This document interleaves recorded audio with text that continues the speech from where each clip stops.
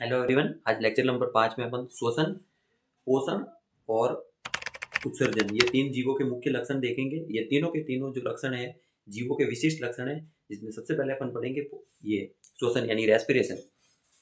देखो, सबसे पहला सवाल आता है कि क्या अपन जो सांस लेते हैं और सांस छोड़ते हैं, देखो श्वसन यानी रेस्पिरेशन, हमारे दिमाग में सबसे पहला सवाल आता होगा आपके दिमाग में कि जो श्वसन है, क्या अपन सांस लेते हैं और सांस जो छोड़ते हैं इसे श्वसन बोलते हैं? तो इसका आंसर है गलत। श्वसन जो रेस्पिरेशन है इसमें बहुत सारी जैसे 2-3 स्टेप आते हैं, जिसमें सबसे पहला होता है जो जो अपन सांस लेते हैं सांस छोड़ते हैं, और ऑक्सीजन का ऊतकों तक पहुंचना, और ऑक्सीजन के प्रेजेंट में ग्लूकोज का टूटना, और जो कार्बन डाइऑक्साइड का फेफड़ों तक पहुंचना। ये 4 स्टेप आते हैं श्वसन के अंदर। ठीक है, तो फिर सबसे पहले श्वसन को समझते हैं। देखो, श्वसन यानी रेस्पिरेशन क्या होता है? ऑक्सीजन की उपस्थिति में ग्लूकोज का जो ब्रेकडाउन होता है उसे श्वसन कहते हैं। देखो, जैसे ऑक्सीजन की उपस्थिति में ग्लूकोज का टूटना, इसे श्वसन कहते हैं। देखो जैसे C6, पहली बात तो ये विशिष्ट लक्षण है जीवों का।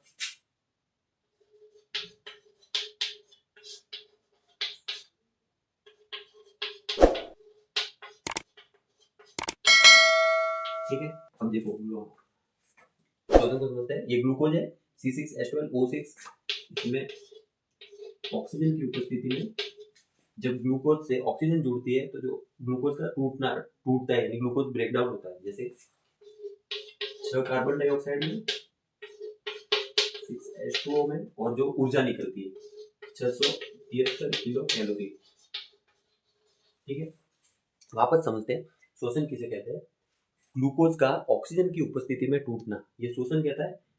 ठीक है, और जो श्वसन होते हैं वो 2 प्रकार के होते हैं। जो ऑक्सीजन की उपस्थिति में जो ग्लूकोज टूटता है इसे बोलते हैं वायवीय श्वसन, यानी कि जैसे ये जो हो रहा है, जैसे ग्लूकोज ऑक्सीजन जुड़ रही है, कार्बन डाइऑक्साइड निकल रही है, जल निकल रहा है और ऊर्जा निकल रही है। ठीक है, तो ये है वायवीय श्वसन, यानी कि ऑक्सीजन की उपस्थिति में टूट रहा है। और एक होता है अवायवीय श्वसन।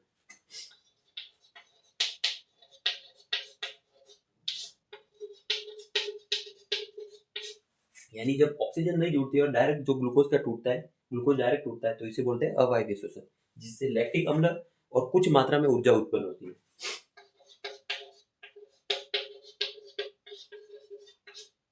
अम्ल प्लस 28 किलो कैलोरी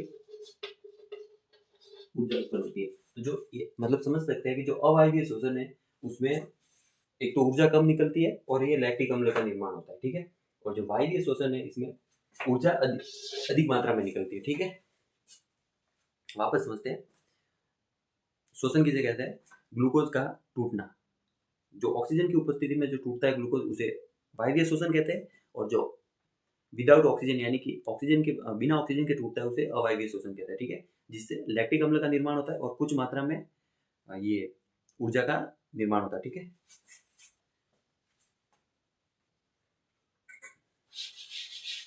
और समझते हैं। देखो, जो वायवीय श्वसन में जो ऊर्जा निकलती है, जैसे ये मान लो कि 673 कैलोरी ऊर्जा निकली है, इसका केवल और केवल जो 40% हिस्सा होता है उससे ही एटीपी बनती है। यानी हमारे शरीर को केवल जो इसकी जो ऊर्जा है, इसका जो 40% जो हिस्सा है वही हमारे शरीर का काम का है। बाकी जो 60% जो ऊर्जा है वो क्या होती है, उष्मा के फॉर्म में बदल जाती है।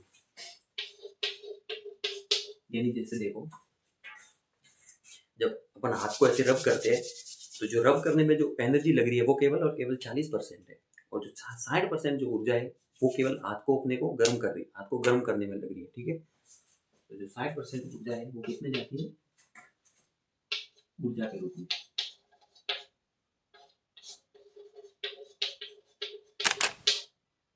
यानी तापमान बनता है केवल।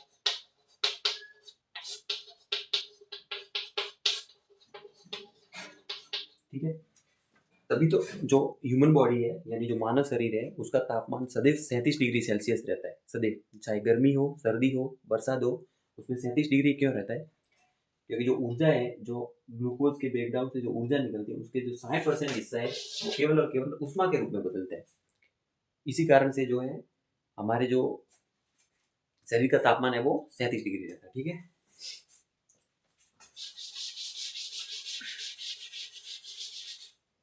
अब देखो अवायवीय श्वसन को और थोड़ा समझते हैं।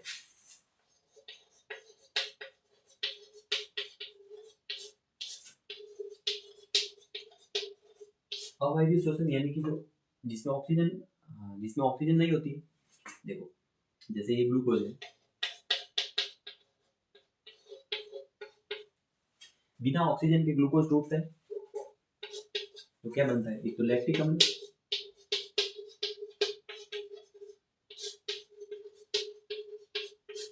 प्लस ऊर्जा निकलती है। ठीक है, अब जो लैक्टिक अम्ल है और जो मतलब जैसे ऑक्सीजन की अनुपस्थिति में जो ग्लूकोज टूटता है उससे लैक्टिक अम्ल बनता है, और इसी लैक्टिक अम्ल की वजह से हमारी जो मांसपेशियां है उनको थकान महसूस होती है। जैसे अपन जैसे मान लो भाग रहे हैं। ठीक है, तो भागने में हमें ऊर्जा की अधिक आवश्यकता होगी, ऊर्जा की अधिक आवश्यकता होगी तो ऑक्सीजन की भी अधिक आवश्यकता होगी। तो ऑक्सीजन नहीं मिलने के कारण जो ग्लूकोज है वो अवायवीय श्वसन के कारण टूटता है, जिससे क्या बनता है, लैक्टिक अम्ल। ठीक है, अब ये लैक्टिक अम्ल के कारण हमारे मांसपेशियों में क्या होती है, थकान होती है। आई बात समझ में? अब एक और जो अवायवीय श्वसन का जो दूसरा रूप है, उससे ग्लूकोज से बनता है एथेनॉल। ठीक है, और ये होता है यीस्ट में। यीस्ट में क्या होता है कि जो ग्लूकोज है वो अवायवीय श्वसन के दौरान जो ब्रेकडाउन होता है ग्लूकोज का, उससे एथेनॉल बनता है। ये क्या है, एक अल्कोहल है।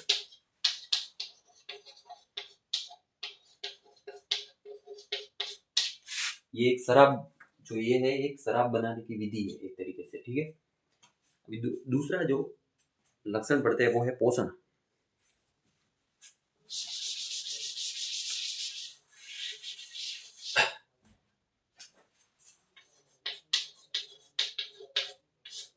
पोषण यानी न्यूट्रिशन। पोषण क्या होता है, पोषण जैसे कि अपन क्या है, वो रोटी खाते हैं तो ये भी एक प्रकार का पोषण है। और जो पादप है वो प्रकाश संश्लेषण के द्वारा खुद का भोजन बनाते हैं, तो ये भी एक प्रकार का पोषण है, यानी न्यूट्रिशन। पोषण दो प्रकार के होते हैं, एक होता है स्वपोषी। अब स्वपोषी यानी जो उसके भोजन का निर्माण वो खुद ही करता है, जैसे कि स्व यानी स्वयं, पोषी यानी खुद पोषण लेता है, जैसे कि पौधे। और प्रकाश संश्लेषी जीवाणु या फिर रसायन संश्लेषी जीवाणु कह सकते हैं। प्रकाश संश्लेषी जीवाणु और रसायन संश्लेषी जीवाणु। रसायन संश्लेषी, देखो केवल समझो, पोषण दो प्रकार का होता है, एक होता है स्वपोषी पौधे प्रकाश संश्लेषी जीवाणु, और जो रसायन संश्लेषी जीवाणु होते हैं ये क्या करते हैं, खुद का भोजन खुद ही बनाते हैं, तो ये स्वपोषी हो गए। और दूसरे हम जैसे अपन जो मानव है, जंतु हो गए, ये क्या करते हैं, ये एक विषम पोषी है, सॉरी परपोषी है, यानी दूसरा क्वेश्चन है परपोषी। परपोषी क्या करते हैं, जो स्वपोषी होते हैं उन पर निर्भर होते हैं, यानी कि जंतु है, जैसे मानव ही है, जंतु है, तो जंतु क्या करते हैं, पौधों को खाते हैं, जैसे पौधों को खाते हैं या फिर दूसरे जंतुओं को खाते हैं, तो वो जो दूसरा जंतु है वो भी तो पौधों को खाता है, तो मतलब जो परपोषी है वो स्वपोषी पर निर्भर करते हैं। ठीक है, आई बात समझ में? तो पोषण भी जीवों का क्या है, विशिष्ट लक्षण है। अब एक और बात समझते हैं, पोषण के अंदर जो जंतु है वो जंतु क्या क्या खाते हैं,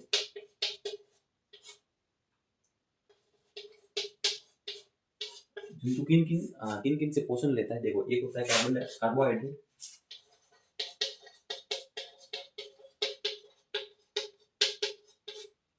ठीक है, एक होता है वसा, एक होता है प्रोटीन। तो जो जंतु है कार्बोहाइड्रेट, प्रोटीन और वसा से मतलब पोषण लेता है, तो जो कार्बोहाइड्रेट और वसा है इससे जंतुओं को ऊर्जा प्राप्त होती है। इनसे तो ऊर्जा प्राप्त होती है। और जो प्रोटीन है इससे क्या करता है, ये जो प्रोटीन है इससे केवल और केवल मतलब कम मात्रा में ऊर्जा प्राप्त होती है, और जो शरीर निर्माणकारी तत्व है।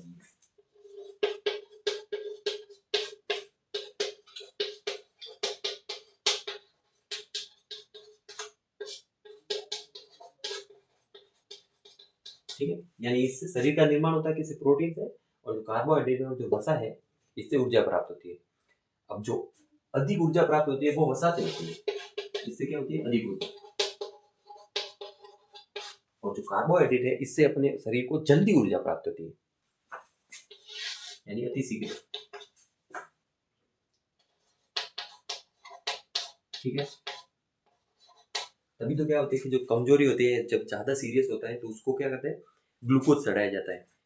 देखा होगा ग्लूकोज का, जो ग्लूकोज चढ़ाया जाता है, जो ग्लूकोज होता है वो एक प्रकार का कार्बोहाइड्रेट ही होता है। तो जो ग्लूकोज क्या करता है, कार्बोहाइड्रेट होता है, और जो कार्बोहाइड्रेट है वो क्या करता है, हमारी बॉडी को मतलब तुरंत एनर्जी देता है। ठीक है, यानी ऊर्जा देता है। और तीसरा लक्षण प्रत्यय जीवों का अभी आगे, वो है उत्सर्जन।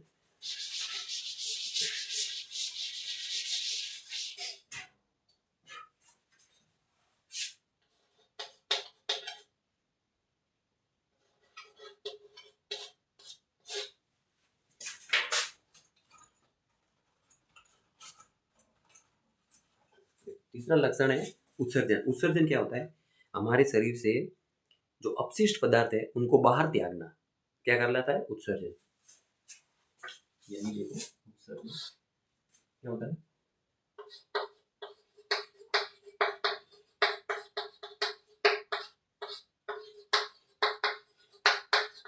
अपशिष्ट पदार्थों का शरीर से बाहर त्यागना।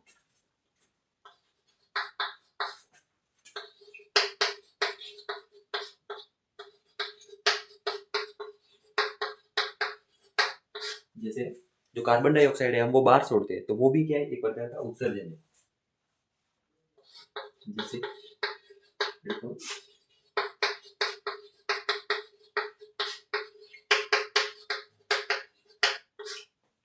और क्या, और देखो उत्सर्जन, जो अपन भोजन करते हैं उसके बाद में जो अपशिष्ट पदार्थ होता है वो मल त्यागना।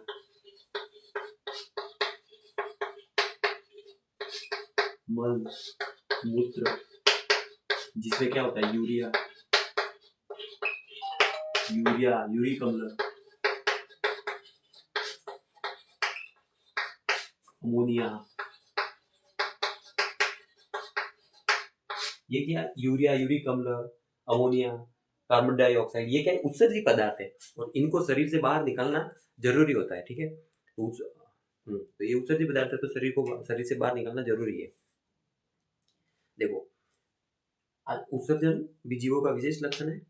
और आज अपन ने क्या क्या पढ़ा, देखो, शोषण पढ़ा, पोषण पढ़ा और उत्सर्जन, ये तीनों के तीनों जो लक्षण है जीवों के विशिष्ट लक्षण है। ठीक है, यहाँ तक समझ में आया हो तो वीडियो को लाइक करें, चैनल को सब्सक्राइब करें। धन्यवाद।